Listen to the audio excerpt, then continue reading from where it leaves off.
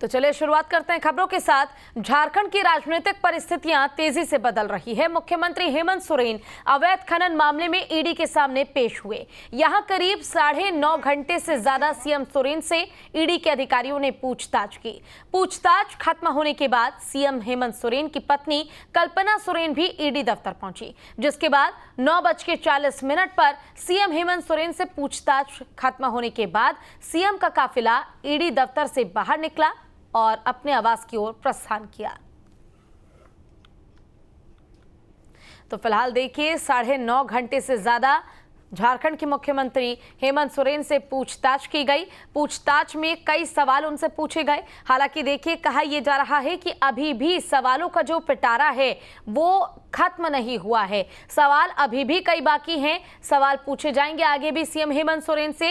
हो सकता है कि दोबारा उन्हें समन भेजा जाए और उसके बाद दोबारा उन्हें ईडी दफ्तर पहुंचना पड़े। लेकिन कल जिस तरह से सीएम हेमंत सोरेन 12 बजे ईडी दफ्तर पहुंचे थे, वहां पर जो जेएमएम के कार्यकर्ता थे, यूपीए विधायक दल के जो विधायक थे, मंत्री थे, सभी की ओर से विरोध किया जा रहा था और विरोध के बीच ही सीएम हेमंत सोरेन ईडी दफ्तर पहुंचे थे। तो देखिए सीएम हेमंत सोरेन माफ कीजिएगा, सीएम हेमंत सोरेन तक जांच की आंच कैसे पहुंची वो आपको बताते हैं। तो फिलहाल पूजा सिंघल की गिरफ्तारी के बाद राज्य में ईडी काफी ज्यादा एक्शन मोड में नजर आई। दुमका के खनन पदाधिकारी से पूछताछ में पंकज मिश्रा का नाम सामने आया। सीएम के विधायक प्रतिनिधि पंकज मिश्रा के ठिकाने पर छापेमारी की गई और इस दौरान भारी मात्रा में कैश बरामद किया गया।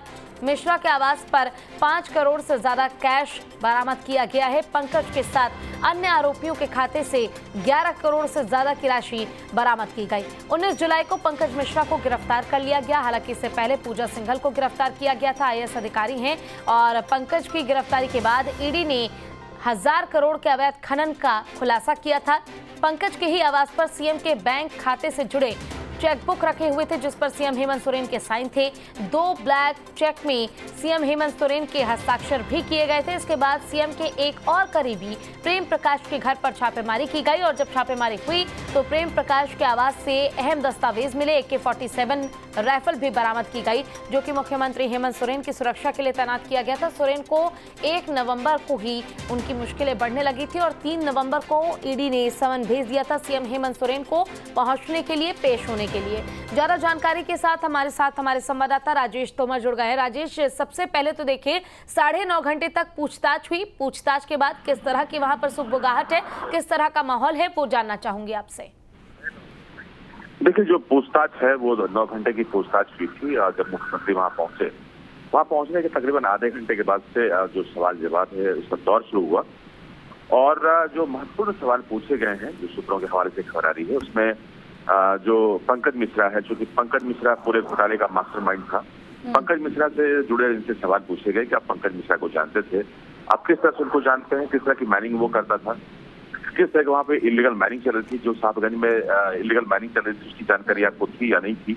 मुख्यमंत्री ने कहा कि नहीं, उन्हें कोई जानकारी नहीं थी कि वहाँ पे बहुत बड़े पैमाने पे कोई इलीगल माइनिंग हो रही है। और जहाँ तक पंकज मिश्रा के यहाँ चेक बुक और पासबुक मिलने के सवाल है, तो उस पर उन्होंने कहा कि वो चेकबुक पासबुक उन्होंने चुनाव के वक्त दिए थे, क्योंकि वो उनका प्रभारी थे, विधायक प्रभारी थे, इससे कोई हर्ज नहीं था उनको पैसे देने में। जहाँ तक रह गया कि ट्रांजैक्शन की बात है, तो ट्रांजैक्शन की बात पर उन्होंने कहा कि जो बैंक के डिटेल्स हैं उसकी जानकारी अभी फिलहाल उनके पास नहीं है, उससे उन्हें वक्त चाहिए। उसके अलावा उनसे ये भी पूछा गया था कि आपके पास कितनी संपत्ति है, आपने कहाँ निवेश किया है, तो उसके बाबत भी उन्होंने जवाब दिया कि अभी उसके बारे में बहुत जानकारी नहीं है, इसलिए उन्हें वक्त चाहिए। तो जाहिर है कि जो पूछताछ का सिलसिला है वो आगे भी चलेगा। प्रेम प्रकाश जो जिनके यहाँ AK-47 की बरामदगी हुई थी, जब ये सवाल पूछा गया कि प्रेम प्रकाश को किस तरह जानते हैं, उस सवाल पर भी मुख्यमंत्री ने कहा कि प्रेम प्रकाश वो नहीं जानते हैं, वो उनको नहीं मिले। मुख्यमंत्री आवास में कई लोग आते हैं, लोग दावा करते हैं कि वो मुख्यमंत्री से जुड़े हैं, लेकिन ऐसा नहीं होता। वो प्रेम प्रकाश को नहीं जानते हैं और जहाँ तक AK-47 की बरामदगी की बात है, वो DGP से इसके बारे में सवाल पूछ सकते हैं। तो मुख्यमंत्री से सवालों का दौर चला है पूजा, लेकिन ये जो दौर है वो कल के लिए था। आने वाले समय में कई सवाल इनसे पूछे जाएंगे, क्योंकि जो साहबगंज में जिस घोटाले की बात हो रही है, अवैध माइनिंग की बात हो रही है, और ईडी जिसको लेकर पिछले कई महीने से लगातार छापेमारी की जांच चल रही है, 1000 करोड़ रुपए का घोटाले की जो बात आ रही है सामने, तो जाहिर है कि मुख्यमंत्री से जो पूछने का सिलसिला है सिर्फ एक ही दिन नहीं, आने वाले समय में भी वो जारी रहेगा।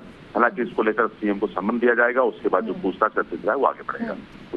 बिल्कुल राजेश, देखिए जब पूछताछ हो गई, पूछताछ के बाद अब किस तरह का संशय बरकरार है? क्या अब भी ऐसा कुछ लग रहा है वहां पर? क्योंकि देखिए विधायकों की ओर से तो यही कहा गया पूरे जोर के साथ कि मुख्यमंत्री तो हेमंत सोरेन ही रहेंगे, लेकिन बावजूद इसके कहीं ना कहीं सरकार को अस्थिर करने का, सरकार को गिराने का डर न केवल हेमंत सोरेन को है बल्कि उनके कैबिनेट के जितने भी मंत्री हैं, विधायक हैं, उन सभी को डर सता रहा है कि कहीं सरकार गिर ना जाए।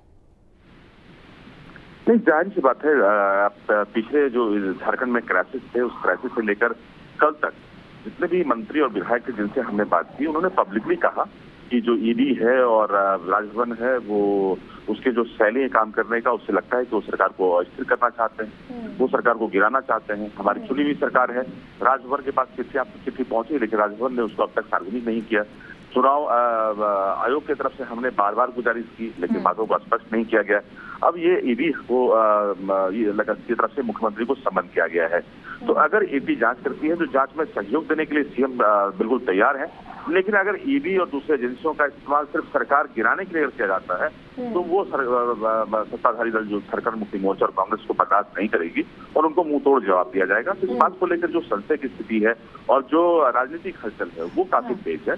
सियासी जो पारा है वो कल देखते ही बन रहा था। जो तमाम मंत्री विधायक हैं और जो कार्यकर्ता हैं उनमें रोष देखा जा रहा था। तो जाहिर है कि जो कवायद चल रही हैं और उस बात को लेकर जो सत्ता की तरफ से भाजपा पर निशाना साधा जा रहा है, तो ये जो सत्ता का खेल है वो लगातार अभी फिलहाल जारी है। ये देखना बहुत दिलचस्प होगा कि आज का जो दिन जैसे चल रहा है तो आज का सियासी पारा किस तरह चलेगा। अच्छा राजेश, कल देखिए जब प्रेस कॉन्फ्रेंस किया गया था सीएम हेमंत सोरेन की ओर से, तो उन्होंने साफ तौर पर ईडी पर सवाल उठाए थे, उनके जांच पर सवाल उठाए थे और साहिबगंज जिले से 1000 करोड़ के घोटाले का जो जिक्र किया गया उसको दुर्भाग्यपूर्ण बताया था सीएम सोरेन ने। तो क्या अब ये समझा जाए कि जब उन्होंने लेटर सौंपा है ईडी को तो उसके आधार पर अब ईडी आगे और जांच करेगी, या फिर जितनी जांच अब तक हो चुकी है उसी के आधार पर आगे भी सवाल जवाब किया जाएगा? नहीं, देखिए पूजा, जांच का सिलसिला तो चलता ही रहेगा क्योंकि बड़ा स्कैम है और लंबे समय से चूंकि इसको लेकर ईडी की तरफ से काम किया जा रहा था और जितने लोग पकड़े गए थे तो जाहिर है कि उनके संबंध मुख्यमंत्री आवास से सीधा या अपरोक्ष रूप से है। तो सीएम से जो सवालों का सिलसिला है वो आगे भी जारी रहेगा। लेकिन मुख्यमंत्री ईडी कार्यालय जाने से पहले उन्होंने प्रेस से वार्ता की और इस माध्यम से उन्होंने कार्यकर्ता को संदेश दिया। उन्होंने एक ज्ञापन दिखाया जो कि ईडी को उनको सौंपना था, जो उन पर आरोप लगे थे समन के द्वारा। तो उन्होंने कहा कि साहिबगंज जो जिला है जहां पर पत्थर का खनन कार्य होता है, वहां पर भंडारण की जो कैपेसिटी है वो उस लेवल का नहीं है जहां पर 1000 करोड़ रुपए का घोटाला किया सकता है।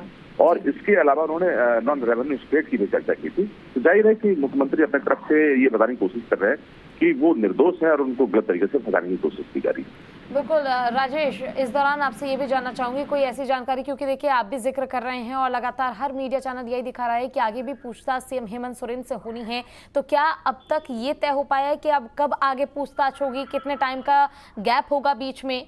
कोई ऐसी जानकारी, या फिर सीएम हेमंत सोरेन के साथ क्या और किसी से भी पूछताछ आगे की जाएगी? हाँ बिल्कुल, देखिए पूजा, कल जो पूछताछ हुई थी, पूछताछ में सीएम अकेले थे, उनसे पूछताछ हुई। अब जो 4-5 किरदार हैं जिसमें पंकज मिश्रा है और प्रेम प्रकाश हैं, अमित अग्रवाल है, अब इनके सामने भी इनको बैठाकर आगे के चीजों को लेकर क्रॉस क्वेश्चनिंग हो सकती है। क्योंकि सीएम के सारे बातों को ऐसे नहीं मान लिया जाएगा। क्योंकि प्रेम प्रकाश से बहुत सारे से लीड मिले होंगे, अमित अग्रवाल से लीड मिले होंगे, उसको लेकर एक क्रॉस एग्जामिनेशन होगा। तो जाहिर है कि जो सवालों का जो सिलसिला है, पूछने का जो सिलसिला है वो आगे चलता रहेगा, इसमें कोई शक नहीं है। सीएम को ईडी के कार्यालय में जो जाने का सिलसिला है वो सम्मन के बाद उन्हें कितना बार जाना पड़ेगा वो कहना मुश्किल है, लेकिन ये जो जांच का सिलसिला है वो आगे बढ़ चुका है। बहुत जल्द इस बात को लेकर कई खुलासे हो सकते हैं पूजा। बिल्कुल, देखिए राजेश, लगातार यही कहा जा रहा है सीएम हेमंत सोरेन की ओर से कि आदिवासियों की भलाई करने वाली उनकी सरकार को गिराने की साजिश रची जा रही है और जो ये जांच की प्रक्रिया है ये भी उसी षड्यंत्र का हिस्सा है। अब देखना ये होगा कि पूछताछ के बाद जिस तरह आपने जिक्र भी किया कि क्रॉस क्वेश्चनिंग होगी, एक दूसरे से सवाल पूछे जाएंगे और उसके बाद उस जवाब को मिलाया भी जाएगा, तो आखिर इस पूरे मामले को लेकर सीएम हेमंत सोरेन किस तरह अपना बचाव करेंगे ये देखने वाली बात होगी। फिलहाल आपका बहुत बहुत शुक्रिया इस तमाम जानकारी के लिए राजेश।